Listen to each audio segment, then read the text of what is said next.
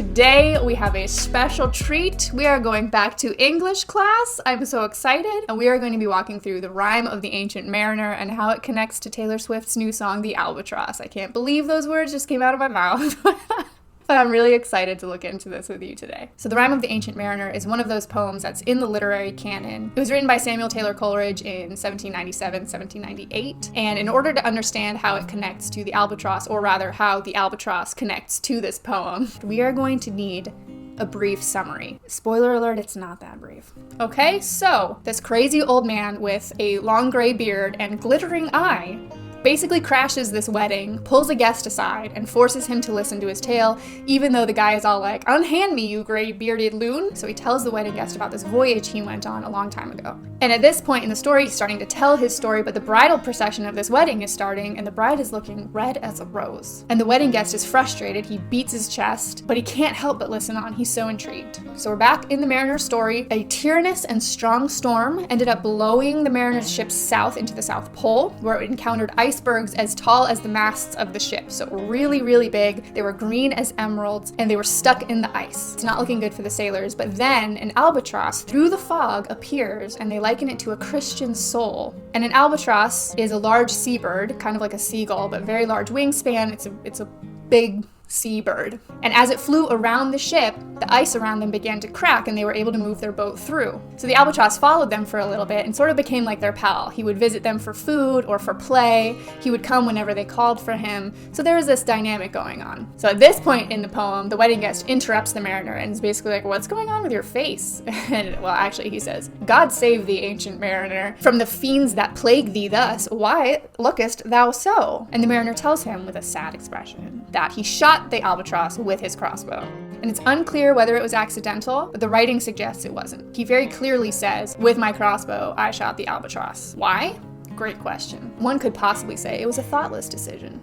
Remember that for later. But essentially, this bird is a symbol of rescue for them, and he shoots it. So then, with no sweet bird to follow, things start going downhill really fast. The ancient mariner realizes he's done something bad, a hellish thing, in fact, and that doing so will bring woe to him and his shipmates. Meanwhile, they all call him a wretch, yikes, because they feel like the albatross saved them from the storm and from the ice. And this is where it gets a little weird, okay? A lot of strange things start happening.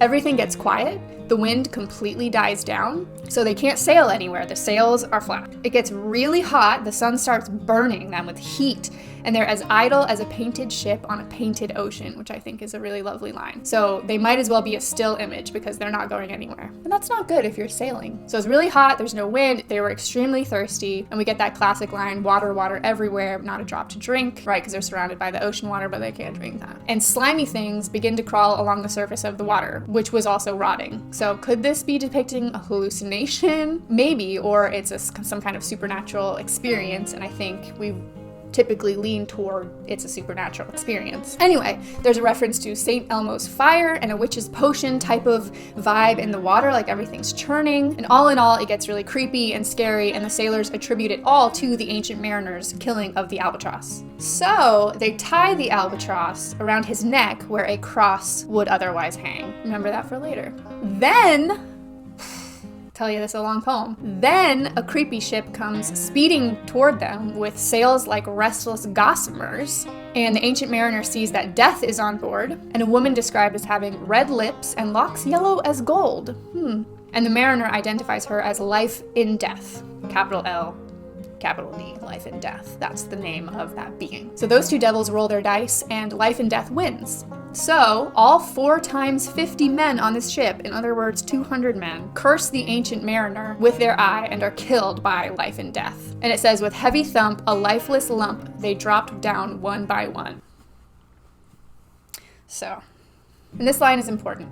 "Every soul it passed me by, like the whiz of my crossbow," suggesting that this is all the mariner's fault. If he hadn't shot the albatross, his men wouldn't have died. So it's really going downhill. And we cut to the wedding guest again, who's now thoroughly frightened by this bearded weirdo who's been telling him essentially how he got his entire crew killed. But he continues the story anyway. The mariner is now alone on the ship, surrounded by all these dead bodies, and the shipmates around him are starting to rot, which is just lovely. And he's so racked with guilt he can't even pray. Until he starts to notice and appreciate the sea creatures around him and the natural beauty around him. And the sea creatures are in rich attire of blue, glossy green, velvet black. And as he's noticing and appreciating these things, a spring of love gushes from his heart, and he blesses them. And at that moment, the albatross falls from his neck and sinks like lead into the sea. So then the mariner sleeps, he wakes up, it's raining, the wind comes back, and the shipmates start to groan and stir and rise up to work the ship. They're not alive, but they're a ghastly crew helping steer the ship lifelessly and without saying anything to the mariner. Okay? So again, the wedding guest interrupts the mariner and is like, "You're crazy." Actually, what he says is, "I fear the ancient mariner." Totally understandable. And the mariner is all like, "Just calm down. It was just a group of spirits helping us out." Then the spirit that's guiding the ship kind of tosses it a little bit. The blood rushes to the mariner's head and he passes out. While he's passed out, he hears the voices talking about how he's the one that killed the bird and yada yada yada. Okay, essentially the ship gets back to port. The mariner meets a hermit, a pilot, and the pilot's boy. The mariner's ship ends up sinking, but he's rescued and he has to relay the story to those three people. And then he says his body was wrenched with a woeful agony which forced him to begin his tale. Once he had told them his tale, the agony left him. But every now and then that agony returns and doesn't leave until he tells the tale again. So now he uses this tale, the rhyme of the ancient mariner, as a warning to other people. And he tells it to anyone he feels led to. So he says, "The moment that his face I see, I know the man that must hear me. To him my tale I teach." So basically a sense of he tells it to whoever he feels led to. All right, so then we're almost there. Then the wedding guest, we can't forget about him. He leaves because the wedding's over. So he leaves like one that hath been stunned, and he rises the next day sadder and wiser. And that is the rhyme of the ancient mariner. Great job sticking with me through that. It is a very long poem, well worth a read. It's a beautiful poem. Eerie and creepy, but beautiful. Now let's get into the fun part. Just kidding. 18th century poetry is also fun, okay? It is. Now let's talk about how it connects to Taylor Swift's The Albatross. So the albatross as a symbol really connects quickly to the rhyme of the ancient mariner for those who are literarily inclined. So when you hear the albatross, it would be difficult to say that it's not hearkening back to that poem. So let's take a listen. Wise men once said, wild winds are death to the candle. Wise men once said, wild winds are death to the candle. My first thought when I heard this was the song Can't Help Falling in Love, where it starts with wise men say, only fools rush in, but I can't help falling in love with you. So I think that would be a really cool connection if that's the one that she's drawing there, of setting the narrative frame of this song around fools are rushing in and they can't help falling in love. So I think that would be cool. My second thought was Candle in the Wind, which I think doesn't connect as well. If you connect it to the poem, wild winds carry the ship into the South Pole. So the wild winds of the storm at the start of the poem are what get the ship into a place where they need to be rescued by the albatross. But ultimately we can break it down and just look at the symbols for what they are. Wild winds, so wild being uncontrollable, untamable, maybe fast, maybe strong. Wind, of course, if they're wild winds, it could be going in all different directions. And then it's death to the candle. A candle is something that brings warmth, it brings light, maybe even brings a pleasing smell. But it's a very calm image. It's very much opposite of wild winds. And if you have wild winds around a candle, obviously the flame is going to go out. Rose by any other name is a scandal. So a rose by any other name is a scandal is a reference to Romeo and Juliet. So essentially, in Romeo and Juliet, that line, a rose by any other name would smell as sweet, is basically Juliet saying, it doesn't matter that Romeo is a Montague. That's just a name. If we called a rose anything other than a rose, it would still be a rose. It wouldn't actually change what it is. But Taylor Swift is turning that around here and saying a rose by any other name is a scandal. So really it sounds like unless a rose is actually a rose and called a rose, then it's scandalous. So maybe whoever is a rose isn't actually a rose. Unless you're called a rose, you're scandalous. That's what it tells me. Cautions issued, he stood shooting the messengers.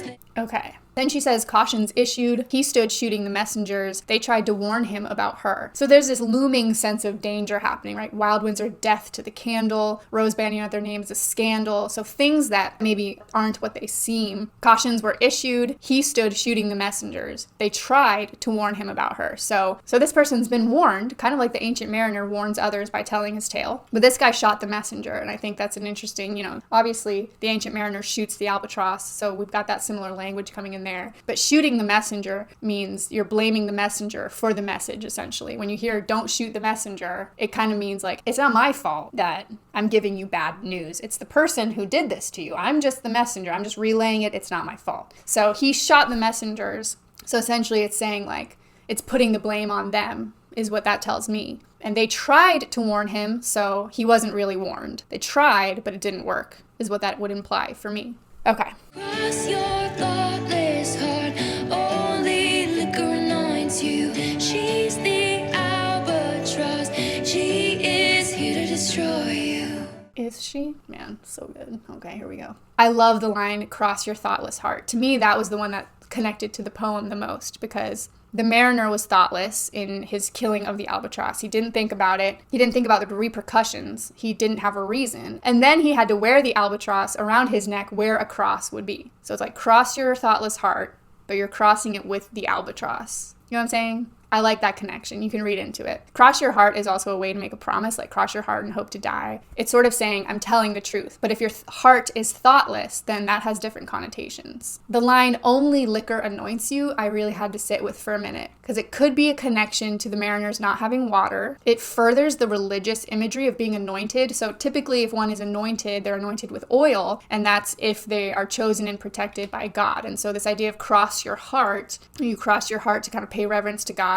So the word anointed really brings in more of that religious imagery. But if he's only anointed with liquor, that has a different connotation. The first thing that came to mind is it would be less sacred. Oil can burn for a long time. Alcohol burns pretty quickly. So whoever this is who's crossing their thoughtless heart, because he's committing perhaps to the albatross, he's not anointed in oil, which would make him godly and set apart. He's anointed with liquor, which at least in religious realms, again, isn't quite as sacred. It could also mean that he doesn't need to be anointed in oil or chosen by God in a sense. Maybe it's simpler too, and he just wants to get drunk and have fun and not be so serious about it. Or maybe he's drinking a lot to cope with all of the stress of being committed to the albatross. I don't know. There's so many ways you could read that line. Tell me what you think. But she's the albatross. She is here to destroy you. So this now is the warning that the wise men were trying to give him. It's a common theme amongst Taylor Swift songs about how people warn men not to date her, because if you're with her, then she'll end up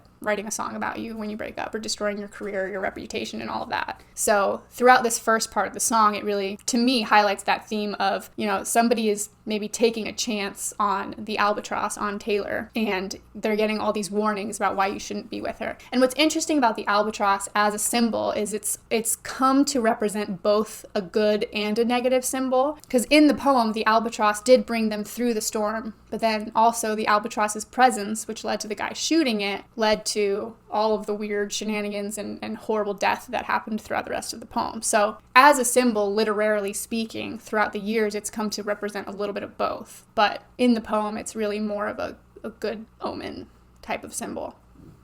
So anyway. Wise men once said, one bad seed kills the garden.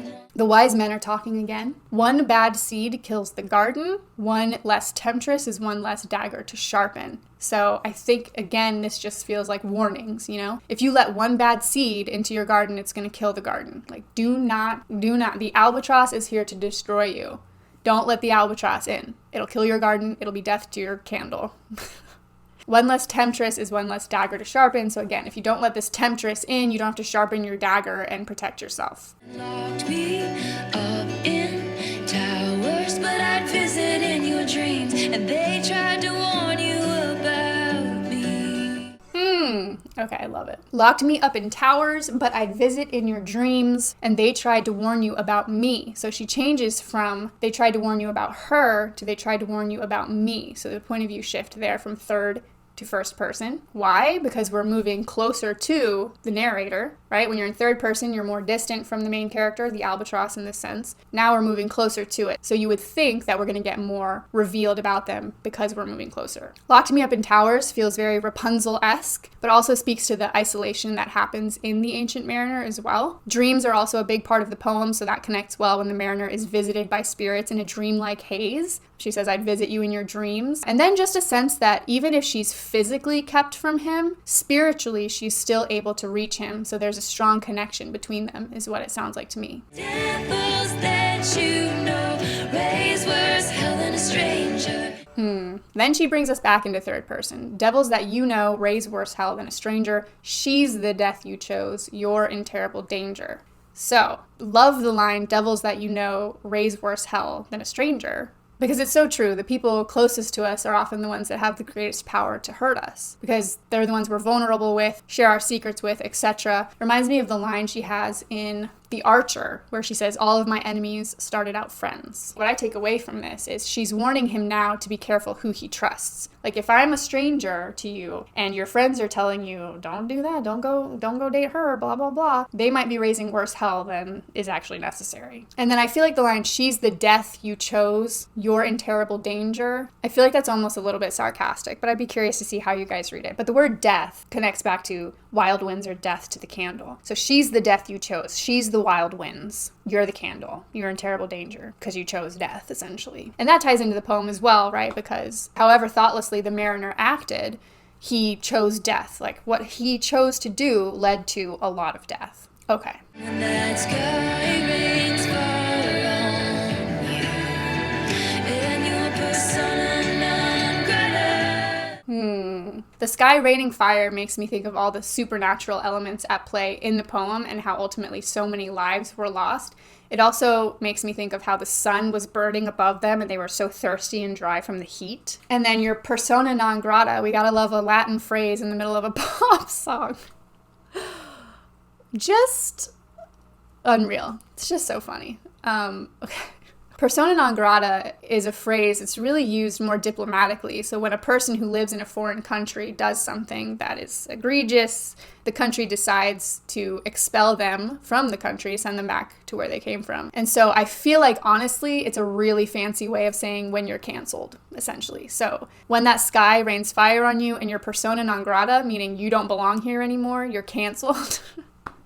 Can we just, like, if that's actually what she was going for, I think that's kind of amazing. So anyway, okay, so the mariner's shipmates, right, they punish him for killing the albatross. And they curse him with their eyes as they died. So he became persona non grata as he was no longer welcome among them, in a sense. And he was actually separated from them because they all died and he lived. Sky raining fire also just makes me think of like the wrath of God, which I feel like ties to the poem, but also the sense of godlike understanding and insight that the media always claims to have. You know, like, we think this and suddenly it's law and it's truth. And the media, you know, on the internet, and when you're on the internet and you're like, you're up in the cloud and it's raining fire down upon you with this godlike authority, that's when you get canceled. And she says, I'll tell you how I've been there too. I've gone through the burning sky fire of the media and I've been persona non grata and canceled and kicked out and scorned, and I'll tell you that none of it matters. So she is giving him a warning as well. And that idea of the media and being canceled connects to the next part as well. Wise men once read fake news and they believed it. So wise men once read fake news and they believed it. So really, they're not that wise, right? If you're reading fake news and you're believing it, you're not actually a wise man. But you probably promote yourself as a wise man. So these men really aren't wise. They're not really God. They don't actually know the truth. They just make it seem that way.